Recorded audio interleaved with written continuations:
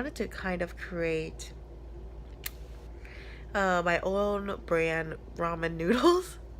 But I was doing a little research, and I thought, and there was like high profitability in that area because it's really cheap to create and sell back to the market. But I guess one of the main reasons why I kind of decided to do that, because at first, why my original plan was to use my YouTube channel in order to brand myself, and then eventually I want to create a product. But then I realized, like, why don't I just create a product and just use that product in order to brand my own YouTube channel? So this weekend I'm gonna go and kind of look for some powder and learn how to dehydrate noodles and create my LLC. It's actually, well, I think it's like 3 a.m. right now in Texas. But I just got done talking to my best friend, and she was trying to figure out like what her purpose in life is. And she's so set on getting married in order to find like her own source of happiness, and which is fine. The main reason why I decided to what's called start my own company is, I want to set a new standard for the next generation. Not only that, my children. I always ask myself, would I be happy if my children turns out to be exactly the person I am? Would I be happy with that result?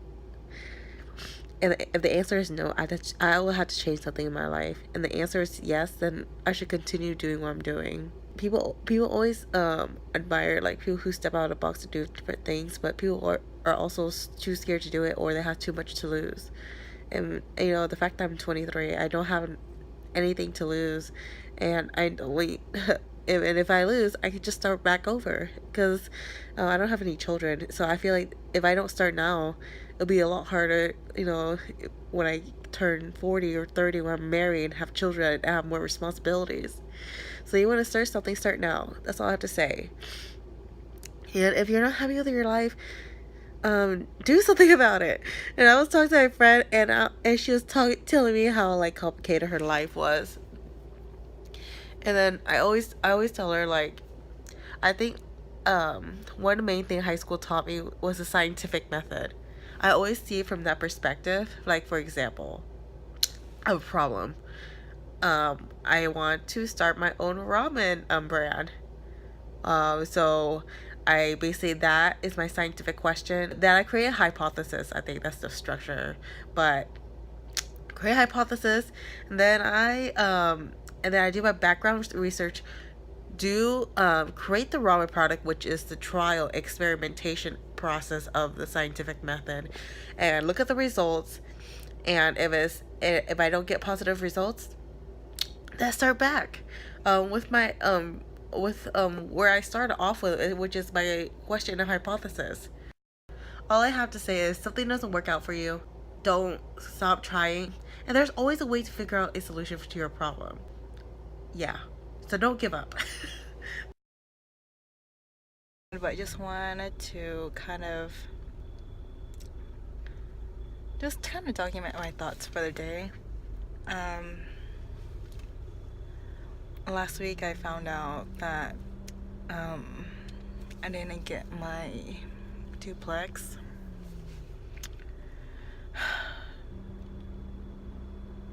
Yeah, the underwriting didn't go through, but we tried fighting the appraisal, and basically they wouldn't give me the loan in order for me to buy a duplex. It was really hard for me last week. I also filed a claim against my old landlord to get my rent deposit back. So we'll see how that turns out. But recently I also decided to start my own company, and I found the name of it. I created my YouTube channel in order to kind of document my process of creating this company, and using my other channel as a platform to kind of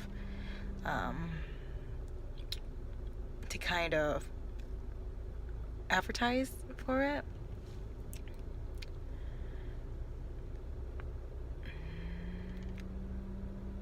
So funny because like I told one of my best friends that I'm just gonna start a company. She, of course, I feel like a lot of people call me crazy for doing these type of things. I went to go get my oil changed today at Walmart, and I talked to one of the guys that was there waiting for me to get his oil changed too. He was just like a average guy who kind of like partied up on his 20s, and in his 30s he kind of got a girl pregnant, and he's working 2 jobs in order to support his family.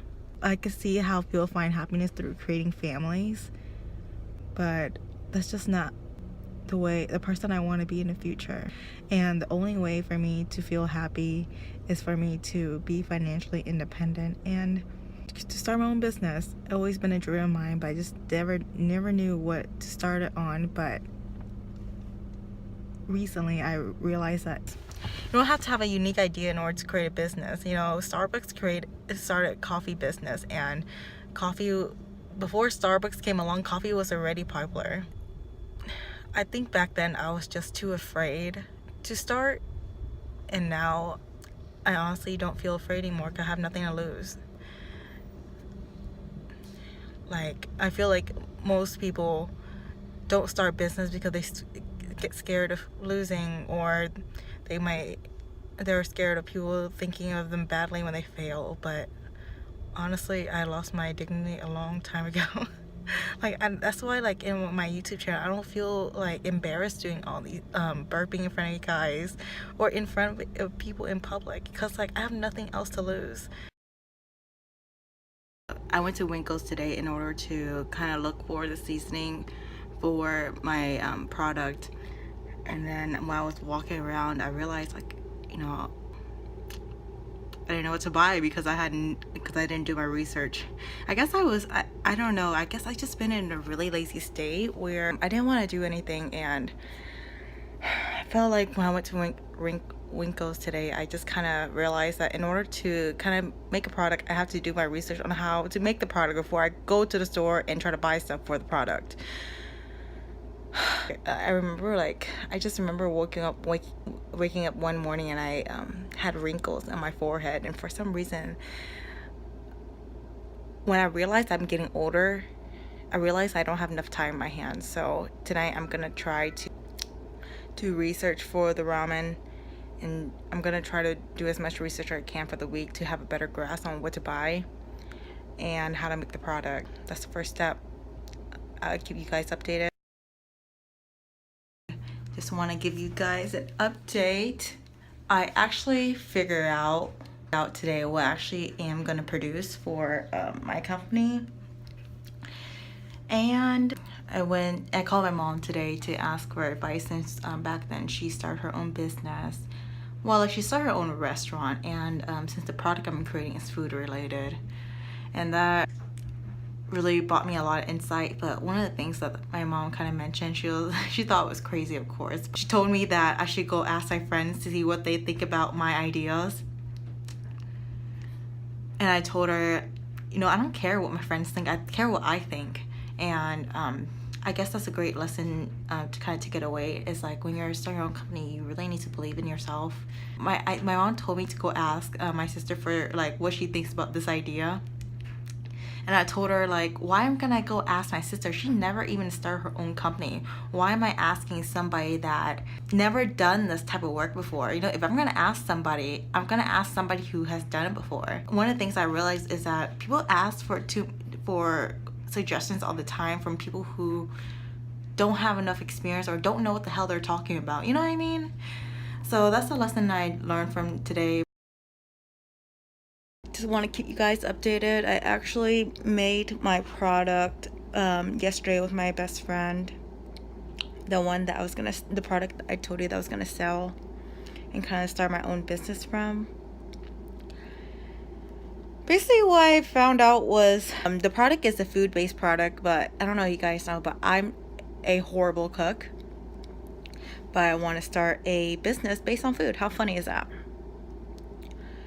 Anyways, I made it and it was horrible, to be honest. And I realized that what I'm thinking about doing is actually changing what type of food I'm gonna make. I think I'm gonna stick to what one of my mom's recipe was. When I was younger, I used to eat like these little rice cakes, I guess. I can't describe it, but I used to. There's like one food that my mom made for me when I was really young that I was obsessed with. I'm still obsessed with, but it's not really popular in the market. And I'm thinking about using that recipe in order to make it and to sell it to other people. I guess one experience I learned from making the product a few days ago that turned out really bad was that you have to stick with stick with what you're good at. I'm horrible at cooking, but the thing is, I think I'm pretty good at marketing. So I feel like a food-based company is more based on marketing. So I think I'm gonna use my mom's recipe and then use that to sell it to other people. We'll see how it goes. But I think it'd be interesting how it turns out. And I think it'd be kind of poetic if it turns out successful. I don't know if you know, but a long time ago, my mom and dad used to have a restaurant when I was really young. And long story short, the restaurant didn't do that well, and we barely broke even when we sold the restaurant. So I think it would be kind of poetic if this venture would turn out to be successful. So I'll keep you guys updated. I guess the lesson of the day is to always stick with something, to know your strengths and weaknesses, and to stick with your strength, and don't try to invent a strength that is not your strength. And another lesson I also learned today was, I was talking to my best friend, and she's going through like a quarterly crisis. I don't know. I've never been through that, but basically she really wants to get married and have children, and that's all she's been thinking about. What I told her was that, you have to have a main goal, and then you have to have the side goal. The side goal is what requires time. For example, like right now, I'm 23 years old, and I really want to buy a duplex because I told everyone I was going to buy a duplex at 23. But the thing is, I can't really convince somebody to sell me a duplex for the price I want it. And it honestly, I feel like with real estate, it is really dependent on time.